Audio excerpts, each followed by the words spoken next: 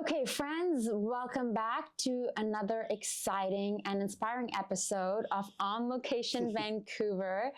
And this is a bit of a full circle moment for us right now. And I was thinking the last time I sat down for an interview with this legendary Canadian actor, director, writer who has a new project out, which we're going to be talking about. I happened to be wearing yellow, and we were just launching our first show with STORYHIVE 2 years ago, and he was in the middle of editing this current movie that we're going to talk about, Are We Done Now? And at his old studio. And since then, lots has happened. I'm so excited to sit down with the wonderful, talented Immanuel here in Vancouver on West 4th at the Haven Studio. Thank you so much for welcoming us. Thank you for having me. Always great to talk with you. My pleasure. And the good thing is I got to watch your film at the WIF Theater with everyone. It was a full house and the community showed up. I believe it was a Friday night, Saturday night. You know, great vibes. If you haven't seen the film, highly recommend it. Many moments that made me go, I had the baking time. That time I couldn't stop eating the bread. Did you want people to watch this and be like, hey, I can relate to this character and that character? Well, what we wanted, and sometimes, you know, you don't really even think about specifically how you expect an audience to react. You just want to communicate what you're feeling. So I was just communicating the things I was feeling and the things I was observing. I knew I didn't want to make a film about COVID. I wanted to make a film about the shared experiences we were all having at that time. If they were, you know, sort of silly, lighter things like, you know, eating a loaf of bread, or if they were some of the more difficult things that were going on in terms of society, the George Floyd, the killing of George Floyd, all the debates and arguments that were going on about gender and the craziness of being infiltrated with social media, the political. We didn't get into politics a lot, but I think we covered it enough to sort of understand that that was part of a fabric of that strange time. So yeah, for me, the film is about the shared experiences we were all going through, told through very specific characters with very specific stories of their own. When we all shut down, we made the move with my acting studio online. In addition to doing our work and working on great plays, we were having conversations. And through those conversations, I started figuring out what the film was about. There were three main students who became characters in the film. There's Favor Onwuka, who plays the character of Mercy. Favor was in class with us the day after George Floyd was killed, and she was the only Black student in the class. And that was a very... I'm not quite sure what word still after all these years to describe that, but it was a very loaded experience. And Favor is such a strong person and has such great dignity and comports herself so powerfully. She didn't speak that day in class, but she showed up, and nobody quite knew where to start that conversation. And people still don't know where to start those conversations at difficult times where racial issues divide us, right? But we love Favor, and we found out later, I found out from her maybe 2 years later, the reason she didn't speak is because she said she felt like everyone already felt bad. And she was actually looking out for her friends in class, which is kind of heartbreaking to me, you know?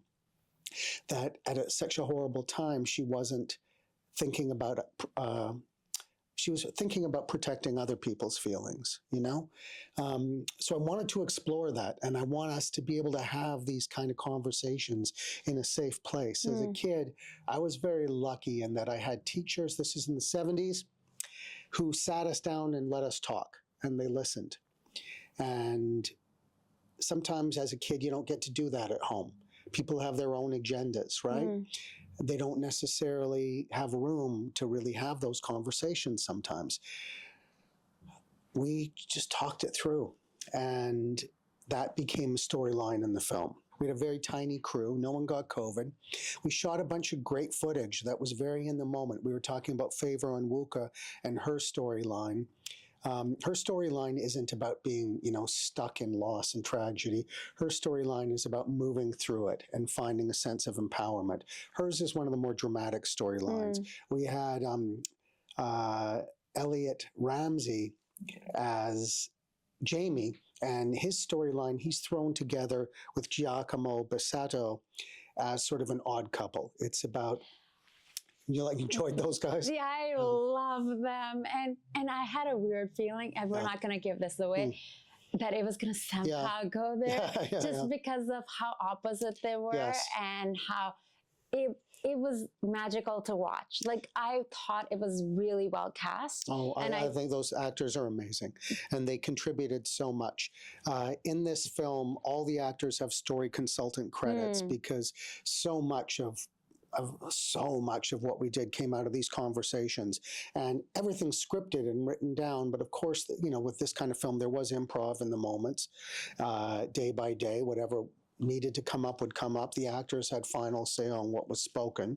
They weren't going to speak any lines they didn't feel were authentic. So they all invested so much of themselves into it. And Elliot and Giacomo's storyline is the most comedic. Yeah. And it's about gender, and it's about conversations around gender and what is non-binary and what is trans and how we misunderstand each other, and how, as Giacomo's character said, just because he wears his baseball hat backwards and buys his groceries at the gas station doesn't mean he's a moron.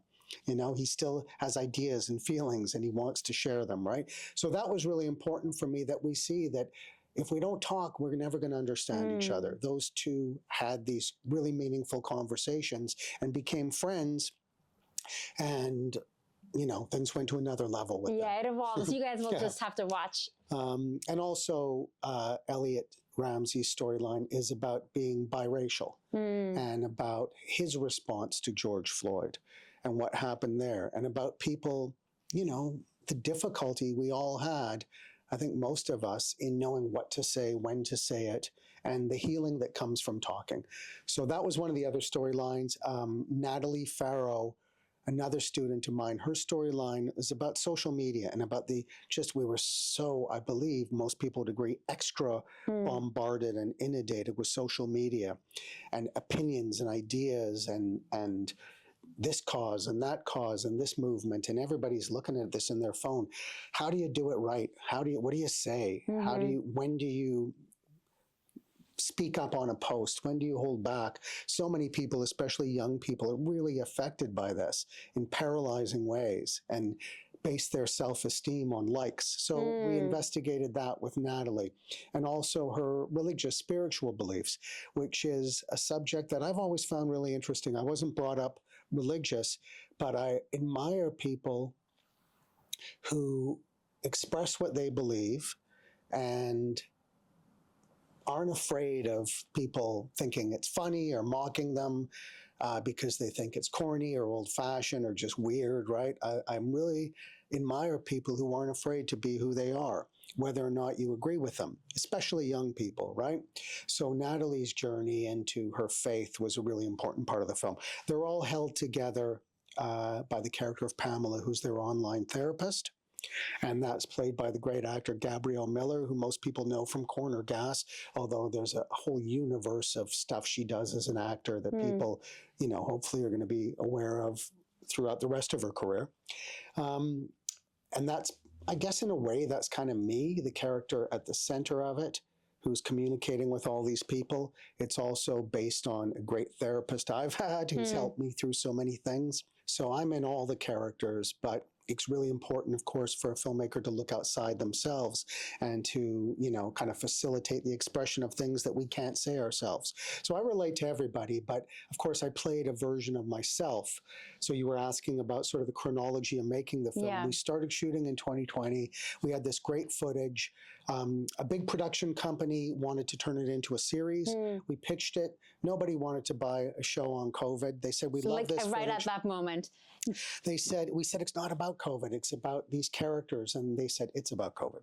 And we said, okay, well, we're going to keep trying. So we kept trying to sell the show for quite a while. People really loved the footage. We actually got close to making a sale. Ultimately, we couldn't. We had all this footage. What are we going to do now? So I wasn't going to give up, and I wasn't going to trash this beautiful footage with these great stories. So I integrated the idea of continuing the film chronologically into 2023 as we move through COVID and come out the other side, and what's happened to these characters over that time. So we kind of, did the rest of that shooting to bring those stories together, and I tied it all together by playing a version of myself interviewing them. Just like... So was it originally not the case that you were going to be in it, and like you were originally just going to be directing? That was not the original plan. So it became apparent to me that, the meta story within a story was actually the truthful thing. The most important thing in this film was always authenticity. Yeah. And keeping things authentic and not doing this with sort of a wink, like this is a wacky COVID film, but just keeping it true. So the truth was, I was on this journey with everybody making this film. The question was never, were we going to make it? It's like, how are we going to make it? And we figured it out. We found a way with the support of the cast and the crew, and got some small investments from people, sold my condo, and used some of those proceeds for the shoot. I was all in, right?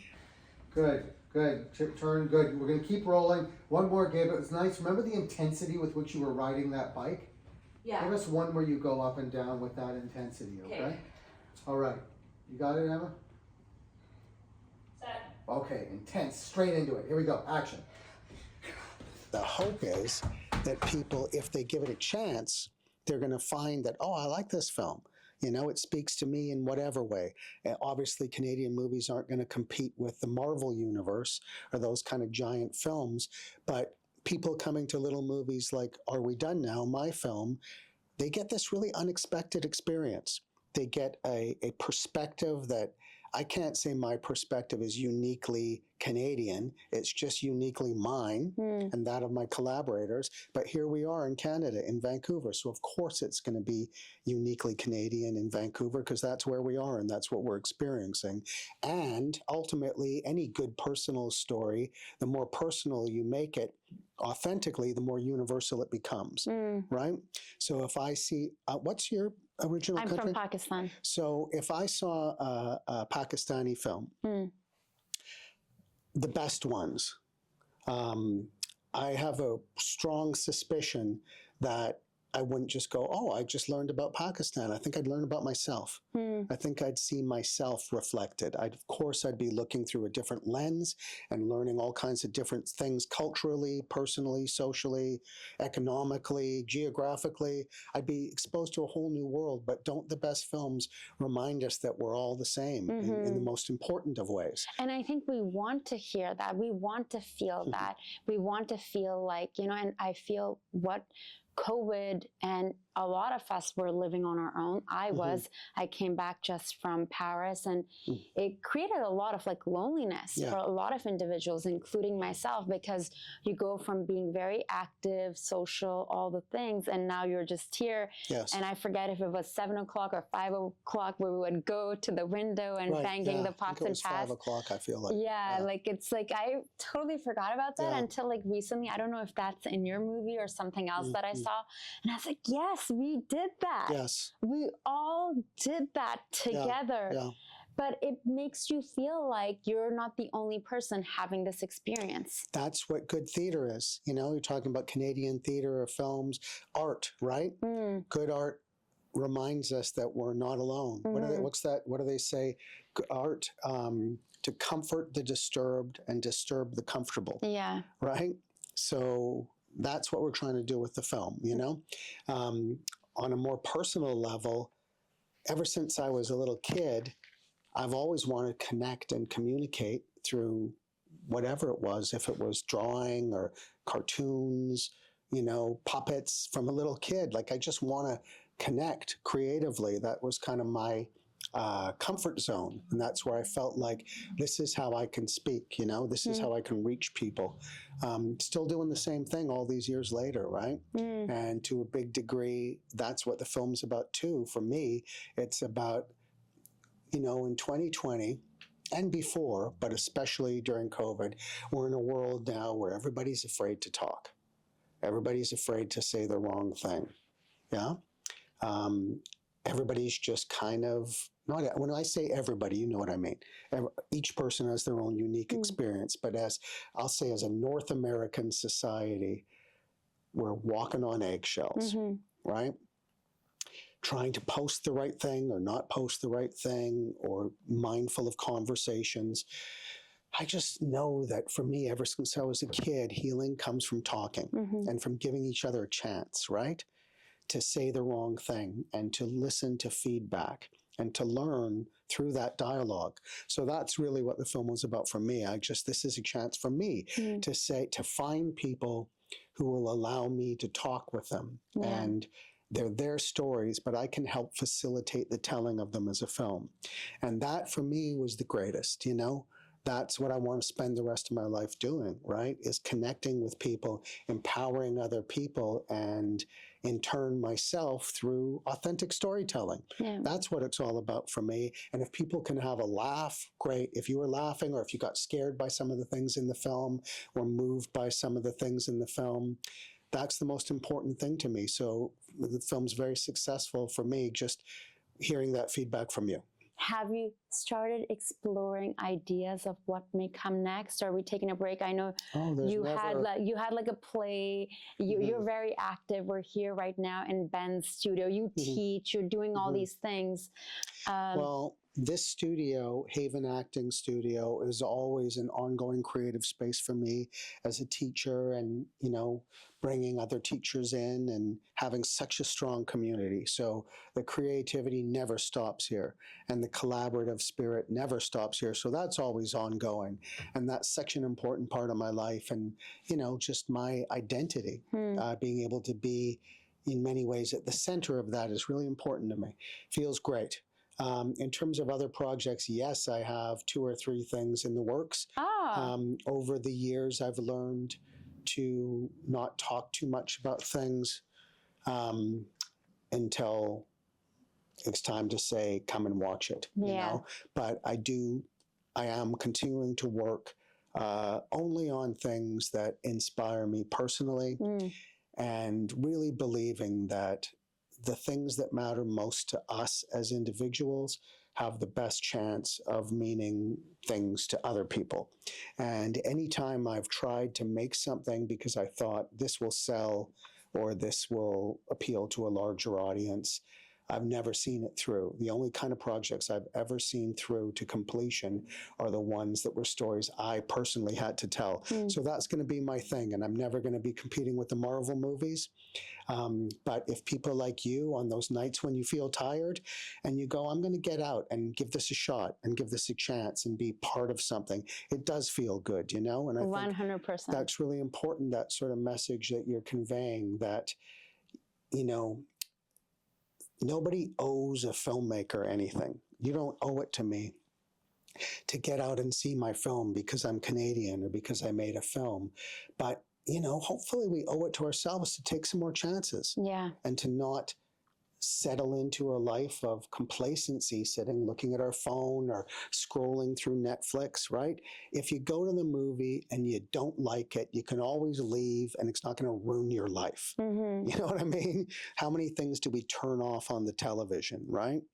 Just take a shot. This year, I told myself I want to enrich my own soul and my knowledge and my mind with information I don't already have. And so I started started saying yes to more of these like plays and musicals and films, and literally it feels, you always get something, man. And it feels really good, especially when you're in the audience. And like, there'll be sometimes, I've been going to see a lot of plays here lately and musicals. Like, I'll be the only one who'll be like, woohoo! Or like, yeah. Because I know as a performer, like sometimes people need to hear, like, are you as an audience being affected what I'm giving to you? So and then to be on the receiving end as an audience to watch something and be like, man, that was amazing. Like I went to go see Tina Turner, the musical. I was so moved. And it's and it kind of fills you up. It gives you, for me as a host, as a storyteller, like it gives me something. And it makes me feel closer to my community, to my peers, and to have conversations. And you never know who you're going to meet, not in a networking way, but in a human connection way, and where you're going to have like a moment. Because I think what COVID took away from us was community. And films like Are We Done Now are creating conversations, and we're bringing people together. And not just that, but it's enjoy, entertain, get entertained, you know, and that's the great thing. I can sit at home and watch on my MacBook. It'll never be the same experience as when you go in the theater. So Ben, thank you so much. Thank you. It's always a pleasure talking to you. I know your investment in this community is authentic, and I know you are inspired by the art, and someday we're going to get you to take an acting class here and take the next big risk. I know you risk so much and give so much in your creative endeavors as a host and as a journalist, but I know you also have this kind of part of you that really wants to be the storyteller as opposed to asking questions to the storyteller, right? Yes, 100%. So the time will come. The time will come. Thank you. It is written. It's going to happen. And I think I said this before. It does make me slightly nervous, but I'm also excited. And I think that will be the thing I have to say yes to. I'm so grateful to be able to have this conversation with you. You know, I think you're very respected in our community here. I've witnessed your career, you know, from the sidelines, interviewed you on red carpets. And I know a lot of my friends and acquaintances turn to you for advice and, you know, get into class with you. And of course, for anyone out there who's an actor or even a director, because I think it's great for directors to come and be a part of the class and look at the process of how to work with actors and, you know, check out Haven Studio, which is now moved to West 4th. Thanks for welcoming us.